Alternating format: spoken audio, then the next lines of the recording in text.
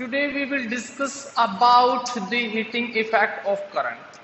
Mean हम किसी भी अप्लायंस को हीट देते हैं, उसके अंदर करंट देते हैं, यानी करंट पास करते हैं, और वो क्या करता है, हीट प्रोड्यूस करता है। तो लिखिएगा, when we pass current in any appliance and it produce heat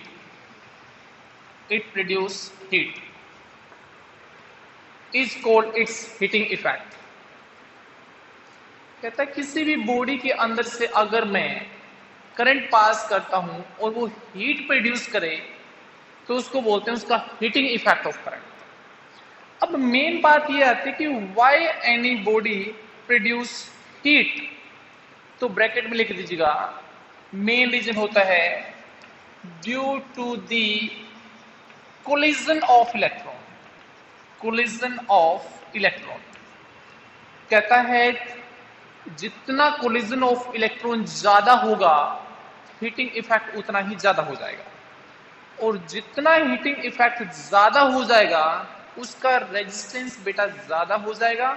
मतलब वो आपके कि जो घर की लाइट का यानी कि करंट है वो क्या करेगा, ज्यादा कंज्यूम करना स्टार्ट कर देगा। अब इसमें तभी हम कहते हैं कि नॉर्मली अगर गाड़ी भी चल रही होती है तो हम ये कहते हैं कि गाड़ियों के अंदर से जो एक पर्टिकुलर टाइम पीरियड तक रन करने के बाद उसको क्या कर देना चाहिए, स्टॉप कर देना चाहिए, उसको बंद कर देना चाहिए, क्योंकि उसका इंजन के अंदर इतनी हीट प्रोड्यूस हो जाती है। हीट प्रोड्यूस होने के कारण क्या होगा, वो आपका पेट्रोल या डीजल ज्यादा कंज्यूम करना स्टार्ट कर देगा। ठीक है भाई। अब ये किसके ऊपर डिपेंड करता है, जैसे मान लीजिएगा मैंने एक बल्ब लिया बेटा, दो बल्ब लिए, एक को मैंने क्या करता हूँ 5 मिनट के लिए रन करता हूँ, दूसरे को 10 मिनट के लिए रन करता हूँ, दोनों क्या है 100 वाट के हैं, तो आप ऑटोमेटिकली से बता देंगे कि भी कौन सा जो होगा वो ज्यादा गर्म होगा। तो आगे लिखिए, the main factors of heating effect या फैक्टर अफेक्टिंग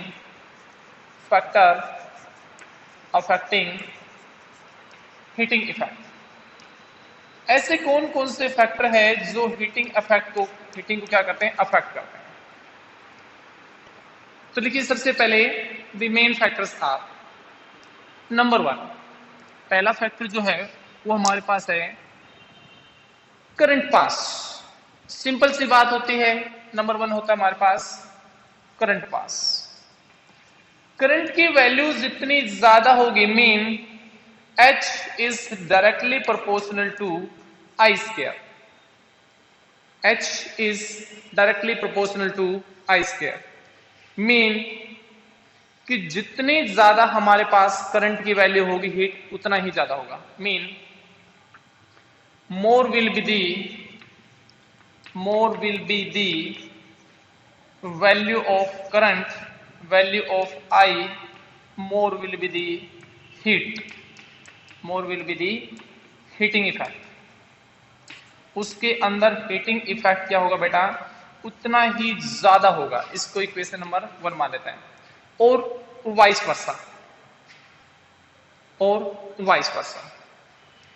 वर्सा भी लिख सकते हो हम इसको, मोर यानी कि less will be the current, less will be the heat produce. ठीक है भाई। हाँ जी। सेकेंड होता है हमारे पास टाइम पास, यानी कि कितने टाइम पीरियड के लिए हम उसके अंदर क्या करते हैं, करंट पास करते हैं। टाइम पीरियड देखो, H is directly proportional to T। H is directly proportional to T। अब देखिएगा, यहां से लिख दो, if we pass current for more time, then more will be the heating effect. Simple सी बात है, कि हीटिंग इफेक्ट उसका क्या होगा, उतना ही ज्यादा हो जाएगा जितने ज्यादा टाइम तक हम क्या करेंगे, उसके अंदर से करंट पास करेंगे। सिंपल सी बात है। इसको इक्वेशन नंबर मैं क्या कर लेता हूं, 2 एज्यूम कर लेता हूं। अगर मैं इन दोनों को लेके चलूं, यानी कि from 1 and 2 both are the factor of heating effect, तो मैं क्या लिखता हूं, H is directly proportional to I square T। अब लेफ्ट हैंड साइड दोनों हीटिंग इफेक्ट के हैं, हीट है, राइट हैंड साइड उसके फैक्टर हैं।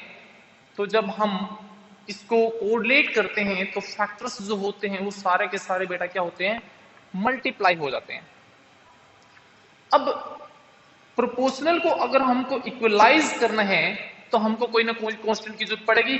तो H is equal to I square R T, where R is equal to resistance constant. Resistance constant हम यहां पर रेजिस्टेंस कांस्टेंट लेके चलेंगे क्योंकि डिपेंड करता है कि हमने अप्लायंस कितने ओम का रन कर रहे हैं। So it means these are the various factors on which the heat produced by any body is directly depend, and the formula for heating effect is H is equal to I square R T। सारे के सारे numerical जो होते हैं ना वो इसी formula के ऊपर बेस्ड होते हैं। इसी फार्मूला के बेस के ऊपर हम क्या करेंगे, सोल्व करेंगे।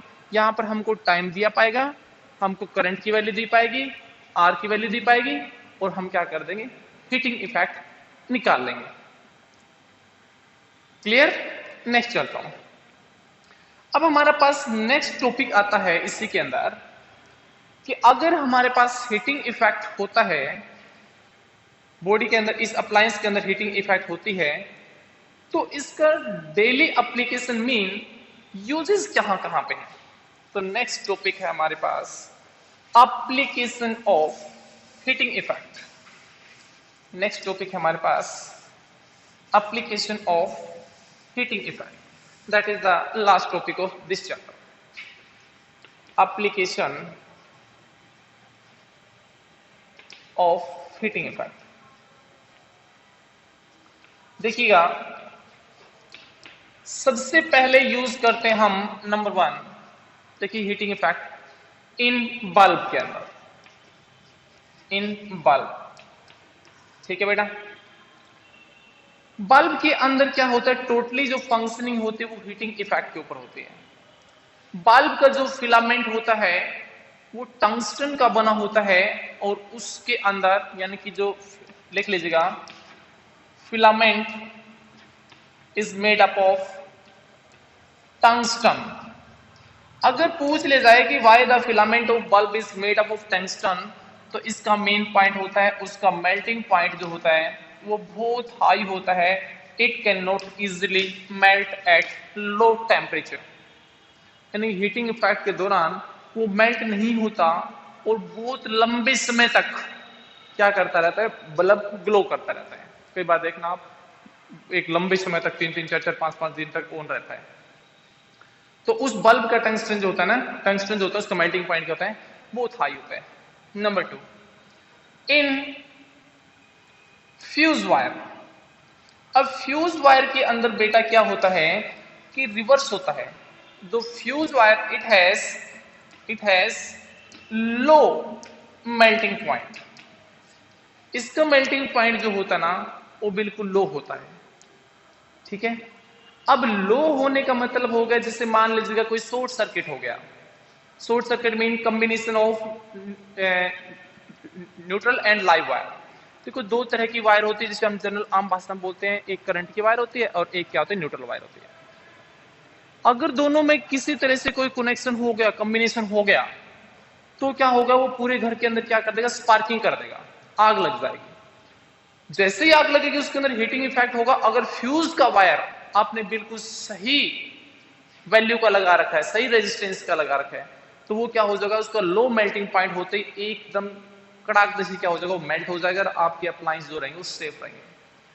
से सेकेंडली, अगर हम हाई लोडिंग की बात करें, ओवरलोडिंग की बात करें, कि कोई अप्लायंस आपके घर में एक पर्टिकुलर लिमिट से ज्यादा रन कर गया, और आपके घर में फ्यूज वायर है तो क्या हो जाएगा, इमीडिएटली आप क्या करेंगे, उसको वायर जो होगा वो मेल्ट हो जाएगा और आपके घर के सर्किट क्या रहेंगे, बिल्कुल सेफ रहेंगे।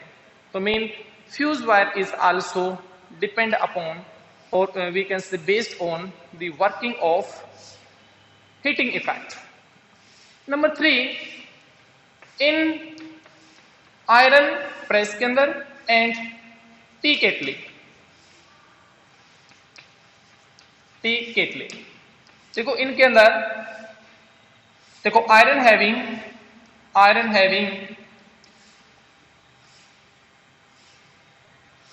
Large value of